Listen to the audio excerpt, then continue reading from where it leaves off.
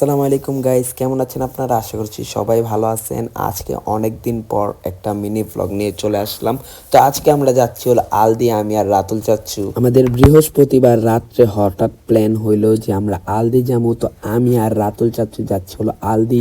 তো অনেক দিন ধরে আলদি যাওয়া হয় না, তাই আমরা আলদি যাচ্ছি। শীতের সকালে ঘুম থেকে উঠতে আমার অনেক ভালো লাগে। অনেক মানুষ তো বিকেলে ঘুরতে যায়, বাট বিকেলে ঘুরতে যেতে এত ভালো লাগে না, কিন্তু সকালে আমার অনেক ভালো লাগে। আর আলদিটা বাংলাদেশের মধ্যে এত পরিমাণের ভাইরাল হয়েছে, প্রতি বছর কিন্তু অনেক মানুষ আসে আলদিতে মাঠা খাওয়ার জন্য।